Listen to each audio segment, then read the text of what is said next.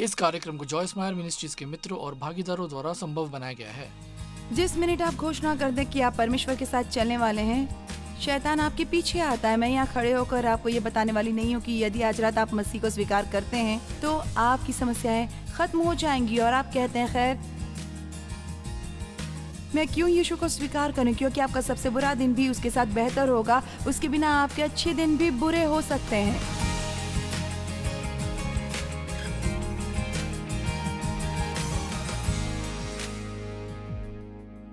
सही सोच आपको सक्षम बना सकती है और गलत सोच आपको असमर्थ कर सकती है। यदि आपको लगता है कि आप नहीं कर सकते हैं तो यह आश्चर्यजनक नहीं है। मैंने उल्लेख किया था कि मेरी माँ जानती थी कि जब मैं बड़ी हो रही थी मेरे पिता मेरा शोषण कर रहे थे, लेकिन उसने इस बारे में कुछ नहीं किया। ये 30 साल तक चलता रहा। फिर मुझे अफसोस है कि मैंने तुम्हारे पिता को तुम्हारे साथ वो करने दिया, ऐसा उसने मुझे कहा। मुझे नहीं लगता था कि मैं उस बदनामी का सामना कर सकती थी और मुझे नहीं लगता था कि मैं तुम्हारी और तुम्हारे भाई की देखभाल कर सकती थी। इसलिए उसकी सोच, उसकी गलत सोच, उसकी गलत मानसिकता ने कई जीवन बर्बाद कर दिए। वो बस आसानी से ये कर सकती थी। मुझे विश्वास है कि मैं ये कर सकती हूँ और विश्वास का कदम बढ़ाकर परमेश्वर पर भरोसा किया होता तो बहुत से लोगों के लिए चीज़ें विभिन्न हो सकती थी। अब मेरे लिए चीज़ें अच्छी हैं, मैं परमेश्वर के साथ हूँ और बहुत सी चीज़ों में लड़ी हूँ। लेकिन मेरा एक भाई मुझसे 9 साल छोटा था जिसने दुखी होकर अपना जीवन ख़त्म कर लिया। चीज़ें उसके लिए गलत हो सकती थी, लेकिन बड़े होते हुए उसे सही प्रकार की ट्रेनिंग नहीं मिली थी और जब वो 17 साल का था वो नशीली दवाओं और शराब की लत में पड़ गया और कभी उससे मुक्त नहीं हो सका। इसलिए ये बहुत महत्वपूर्ण है कि हमें एहसास हो कि हमारे विचार किस तरह हमारे कामों, हमारे रवैये, हमारी मनोदशा पर प्रभाव डालते हैं। वे वास्तव में हर उस चीज़ के आगे आते हैं जो हम करना चाहते हैं। ये उपदेश इजराइलियों की कहानी से लिया गया जो मैं अभी आपको सुनाना चाहती हूँ, जो बाइबल में व्यवस्था विवरण अध्याय 1:2 में स्पष्ट लिखा है कि होरेब से कादेश बरने तक सीर पहाड़ का मार्ग सिर्फ 11 दिन का है जो कनान की सीमा पर है। फिर भी इजरायलियों को वहां तक पहुंचने में 40 साल लगे। किसी को 11 दिन की यात्रा करने की कोशिश में 40 साल क्यों लगे? आप में से किसी को ऐसा लगता है कि जैसे आप लंबे समय से उसी पहाड़ के इर्द गिर्द घूम रहे हैं? उसी अध्याय के वचन 6 में परमेश्वर ने वास्तव में मूसा के माध्यम से बात की और कहा, तुम लोगों को इस पहाड़ के पास रहते हुए बहुत दिन हो गए हैं और इसलिए मैं आज रात की शुरुआत आपसे कुछ को ये कहकर करना चाहती हूँ। आप एक ही जगह पर लंबे समय से रह रहे हैं। आप लंबे समय से अपने लिए दुखी महसूस कर रहे हैं। आप लंबे समय से किसी दूसरे को दोष दे रहे हैं। आप लंबे समय से शिकायत कर रहे हैं। आइए भी ये समय है कुछ बदलाव करने का। बदलिए खुद को।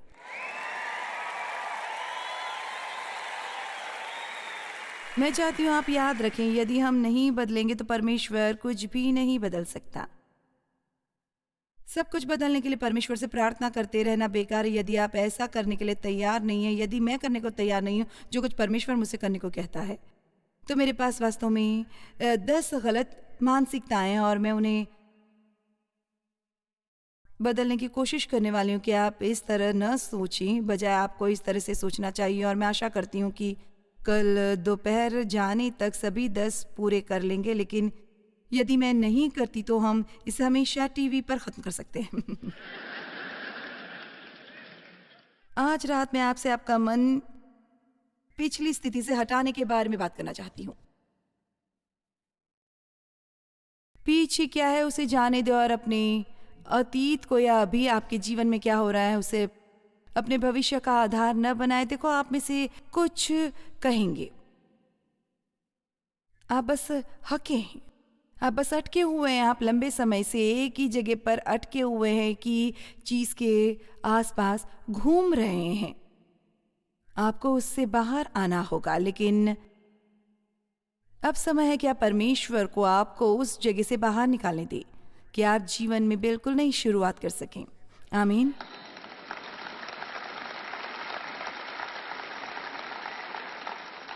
बाइबल में लिखा है कि परमेश्वर ने इज़राइलियों को मिस्र से बाहर बुलाया कि उन्हें वादा किए हुए देश में ले जाए।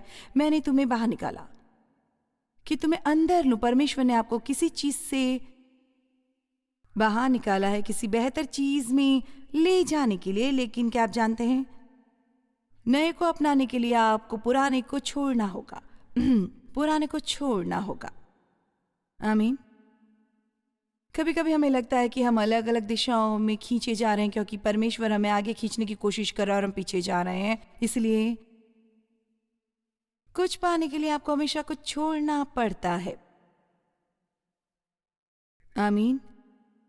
आपको हमेशा कहीं जाने के लिए कुछ न कुछ छोड़ना पड़ता है। लेकिन परमेश्वर के बारे में बात करें कि खैर ये है, वो बेशक ये जानता है कि वो क्या कर रहा है, लेकिन ये बहुत आसान नहीं है। आपको किसी चीज से बाहर बुलाने से पहले वो आपको दिखाएगा कि आप कहाँ जाने वाले हैं।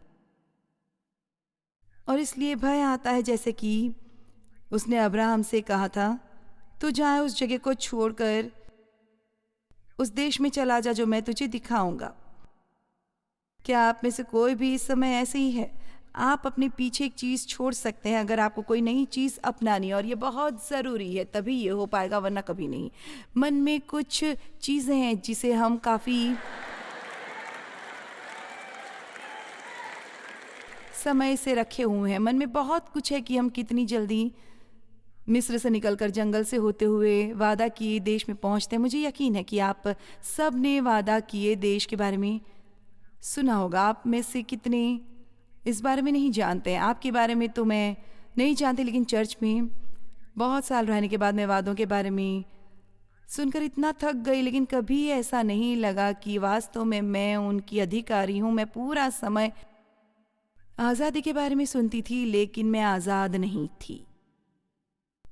मैंने सुना था कि परमेश्वर मुझे आशीर्वाद देना चाहता था, लेकिन आर्थिक रूप से हम सिर्फ तनख्वाहों पर किसी तरह गुजारा कर रहे थे। और मैंने इन सब चीज़ों के बारे में सुना था और मैंने विश्वास किया, या मुझे लगा कि मैंने किया, लेकिन कभी मेरे जीवन में होते हुए नहीं दिखे कोई जिसे ऐसा लगा हो। आप सिर्फ बस ईमानदारी से आप चर्च में जाते हैं, आप वहाँ पर तरह तरह की बातें सुनते हैं, जैसे कि मैं थक चुकी हूँ।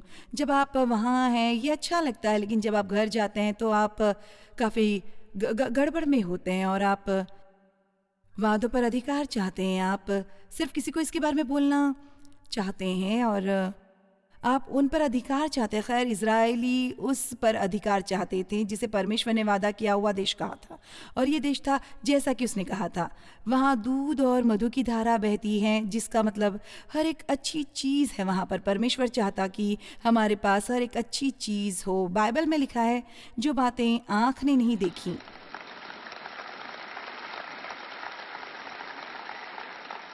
और कान ने नहीं सुनी, वे सब चीज़ें जो परमेश्वर ने अपने प्रेम करने वालों के लिए रखी हैं।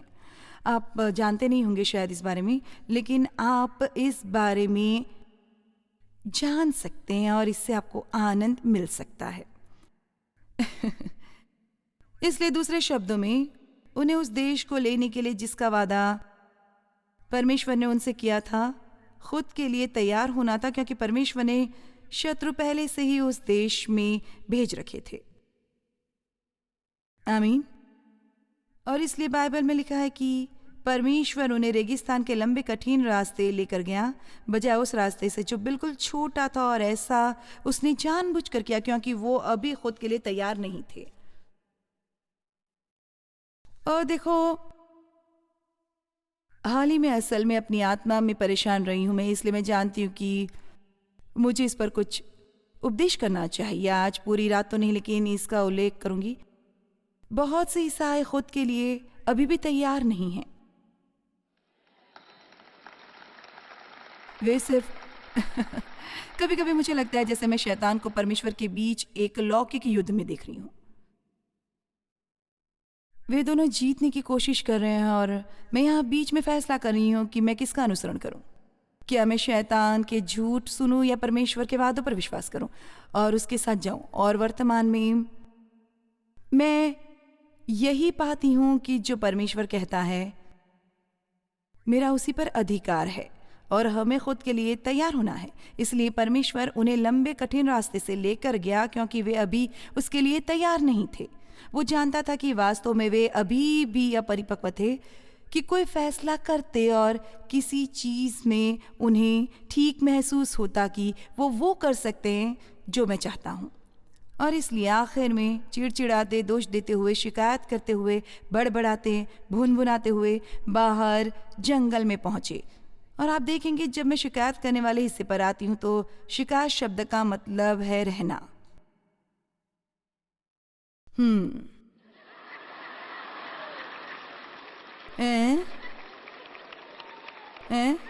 शिकायत करो और रहो, प्रशंसा करो और बढ़ती पाओ।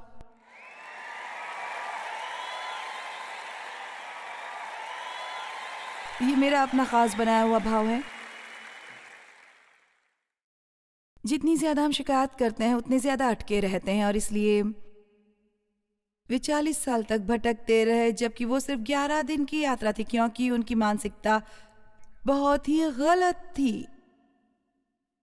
उनका मानसिक रवैया गलत था। वो सही सोचना नहीं जानते थे। इसलिए इससे पहले कि हम विभिन्न रवैयों की बारीकियों में जाएं, चलो 1 मिनट भर के लिए मन के बारे में बात कर लेते हैं कि यदि मैं 1 मिनट भी मन के बारे में बात करूं तो कौन इसे बर्दाश्त कर सकता है? कृपा करके करें, ठीक है। खैर, नीति वचन 23 वचन 7 में लिखा है, क्योंकि जैसा वो अपने मन में विचार करता है वैसा वो आप है। ये बहुत ही दिलचस्प वचन है। कुलोसियों 3 वचन 1-2 में लिखा है, सो जब तुम मसीह के साथ जिलाए गए तो स्वर्गीय वस्तुओं की खोज में रहे जहां मसीह वर्तमान है और परमेश्वर के दाहिनी ओर बैठा है। स्वर्गीय वस्तुओं पर ध्यान लगाओ। इसका मतलब है सही चीजों पर, पृथ्वी पर की नहीं। आओ इसे फिर से पढ़ते हैं। अपना ध्यान लगाओ। और वास्तव में मुझे विस्तारित बाइबल में जो लिखा है बहुत अच्छा लगता है। अपना ध्यान लगाओ और लगाए रखो। देखा, रविवार की रात को रात के खाने के बाद डाइट पर जाना आसान है।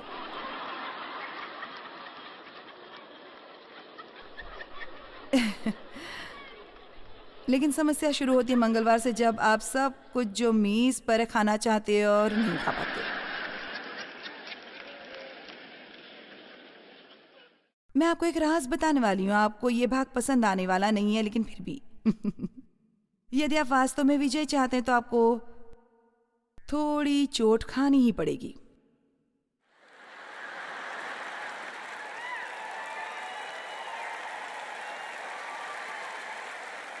इजरायली चोट पहुंचाना नहीं चाहते थे और हम चोट पहुंचाना नहीं चाहते। तो शैतान हमें चोट पहुंचाने से बचने के लिए 9 विभिन्न तरीके देता है और हम जानते हैं। भले ही आप केवल शिकायतें लेते हैं, आप जानते हैं यदि आप किसी चीज में से गुजर रहे हैं और आप इसके बारे में अपना मुंह बंद रखते हैं और आप केवल परमेश्वर से इसके बारे में बात करते हो और बड़बड़ाना और शिकायत नहीं करिए मुश्किल है। ये ऐसा है जैसे हमारी आत्मा में दबाव है, हम राहत के लिए तड़प रहे हैं पर हमें वो मिल नहीं है। हमें कितना बुरा लगता है और हम कितना बुरा महसूस करते हैं। ओ मेरे खुदा, यदि वो हमारे लिए थोड़ा भी अफसोस महसूस करते। अब शरीर ऐसा ही है। आपने तय कर लिया और आप एक बार फिर पहाड़ के ओर जाएंगे।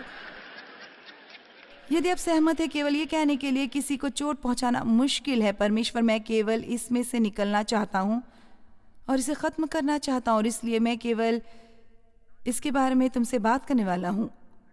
वहाँ सब प्रकार की विभिन्न चीज़ें हैं, लेकिन सिर्फ मैं बहुत चिंतित हूँ क्योंकि ये मुझे ऐसे लगता है और यकीनन ये एक नहीं है। यहाँ आप में से बहुत से हैं जो बहुत मजबूत हैं और आप अड़िग हैं और आप डटे हुए हैं और आप बहुत बढ़िया परिपक्व ईसाई हैं। लेकिन मुझे लगता है कि हम सब जानते हैं कि अधिकांश ऐसे नहीं हैं और मुझे लगता है कि लोग केवल चिड़चिड़े और कमज़ोर हो रहे हैं और आप जानते हैं वे सब और ज़्यादा सहन नहीं कर सकते और वे छोड़ने के लिए तैयार है और आप जानते हैं यदि आज तू इसे नहीं करता परमेश्वर तो मैं इससे बाहर हूँ, मैं इसे और नहीं कर सकता, सब कुछ बहुत मुश्किल। आप जानते हैं हमें समझना चाहिए कि हमें युद्ध के लिए तैयार होना चाहिए। जिस मिनट आप घोषणा करते हैं कि आप परमेश्वर के साथ चलने वाले हैं, शैतान आपके पीछे आता है। मैं यहाँ खड़े होकर आपको ये बताने वाली नहीं कि यदि आज रात आप मसीह को स्वीकार करते हैं तो आपकी सारी समस्याएं खत्म होंगी। उनमें से कुछ खत्म हो गई, लेकिन अलग प्रकार की शुरू होने वाली हैं। आप कहेंगे मैं यीशु को क्यों स्वीकार करूं? क्योंकि आपका सबसे बुरा दिन भी उनके साथ बेहतर होगा और उनके बिना आपके अच्छे दिन भी बेकार।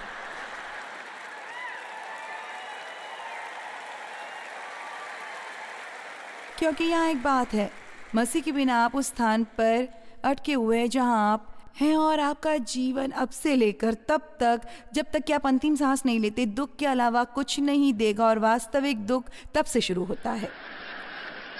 हाँ, वहाँ एक स्थान है जो नरक कहलाता है। हम उसके बारे में ज़्यादा बात नहीं करते। किसी को नरक में जाते देखने की बजाय उसे सावधान करूंगी, ठीक है? आमीन।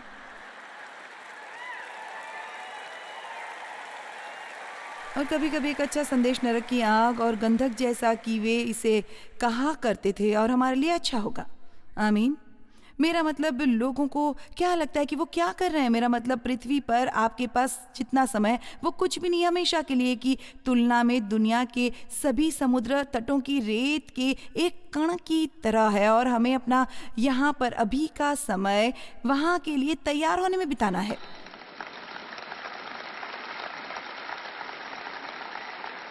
और मैं आपको बताऊं कि किसी भी चीज़ से ज़रूरी है अपनी नज़रें अपने पर से हटाएं, अपना ध्यान अपने पर से हटाएं और आप किसी दूसरे के लिए क्या कर सकते हैं उस पर लगाएं। आज रात नताली ने जो गाना गाया वो मुझे बहुत अच्छा लगा। आप एक चमत्कार हो सकते हैं अगर आप चाहें, लेकिन चमत्कार बनो। किसी दूसरे के लिए एक बनना कैसा रहेगा? और हाँ, यदि आप ऐसा करते हैं तो आप एक कुर्बानी वाला जीवन जिएंगे, लेकिन आप अंदर से इतने भरपूर और फलदायक होंगे। आप देखेंगे एक जंगल वास्तव में कैसी जगह हो सकती है, जैसे एक रेगिस्तान, लेकिन बहुत से लोगों की आत्मा में एक वीराना है।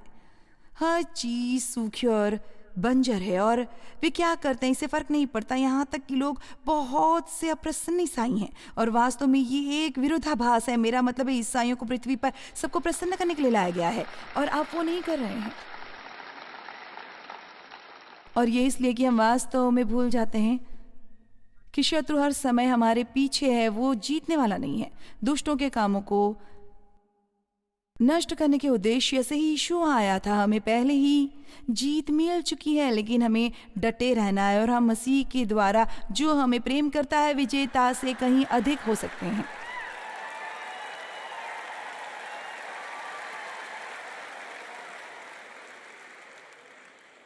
इसलिए हमें अपनी आत्माओं के साथ थोड़ा जिंदा दिल होकर रहने की ज़रूरत है। और मेरी आत्मा क्यों इतनी मायूस हो? अपने चेहरे और शरीर पर मुस्कान लाओ, वहाँ से बाहर निकलो और अपनी आशीषों गिनो और हर छोटी चीज़ को अपनी समझो और उसके लिए परमेश्वर का शुक्रिया अदा करो। आप कहते हैं खैर जॉयस, यदि मेरा जीवन तुम्हारा होता तो तुम क्या करती? खैर आप नहीं जानते मेरा जीवन कैसा है, आप नहीं जानते। मैं आपको बताऊंगी तो आप चाहेंगे कि मेरा जीवन कभी भी ऐसा ना हो जैसा कि जॉयस करा। और यदि आपको लगता है कि शैतान आपके पीछे है तो आपको आपका मन लगाना चाहिए। मैं हर तरह से जीत की राह पर हूँ, मैं छोड़ने वाला नहीं हूँ, मैं हार मानने वाला नहीं हूँ। परमेश्वर के अनुग्रह से मैं वही होने वाला हूँ जो वो चाहता है कि मैं बनूं, वही करूँ जो वो चाहता है मैं करूँ और वही रहूँ जो वो चाहता है कि मैं रहूँ।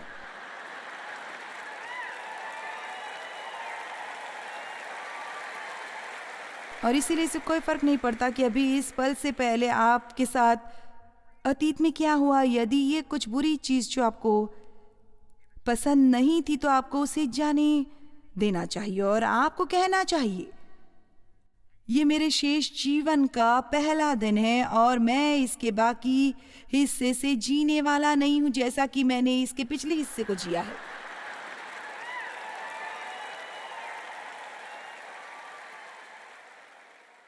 मानसिकता एक दिलचस्प चीज़ है। आपको चाहिए कि कभी कभी हम स्वयं को किसी ख़राब दिन के लिए तैयार करते हैं। हाँ, मैं नहीं चाहती कि कोई इसे गलत समझे, क्योंकि मैं जानती हूँ कि कभी कभी किसी प्रियजन की पुण्यतिथि लोगों के लिए दर्दनाक होती है, लेकिन मेरी एक छोटी सी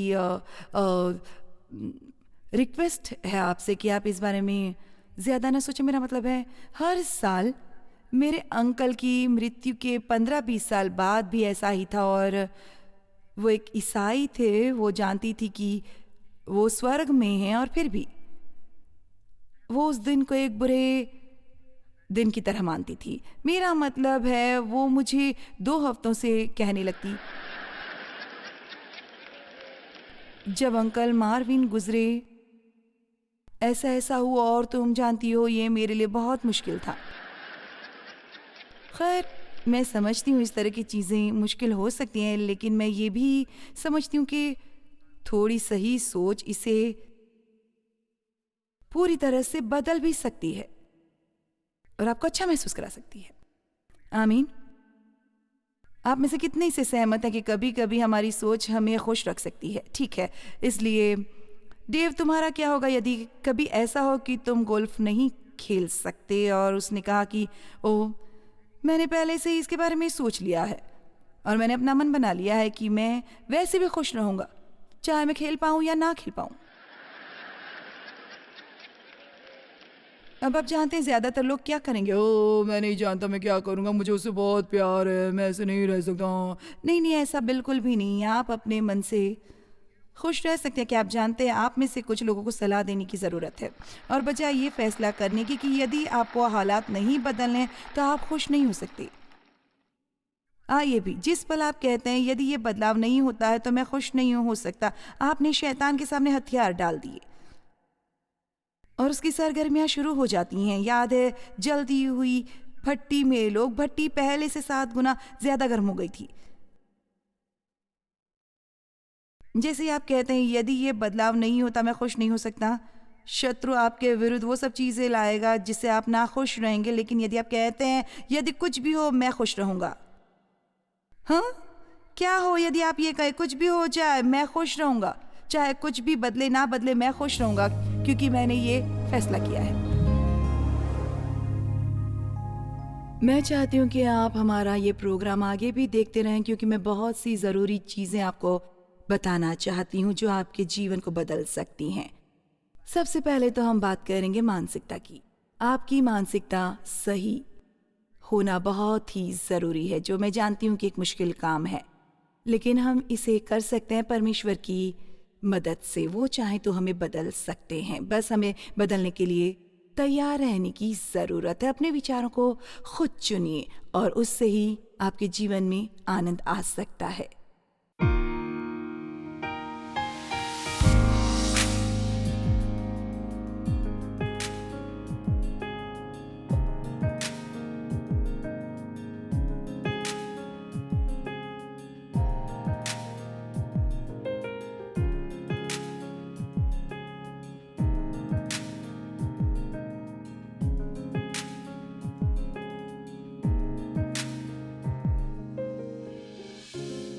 इस कार्यक्रम को जॉयस मायर मिनिस्ट्रीज के मित्रों और भागीदारों द्वारा संभव बनाया गया है।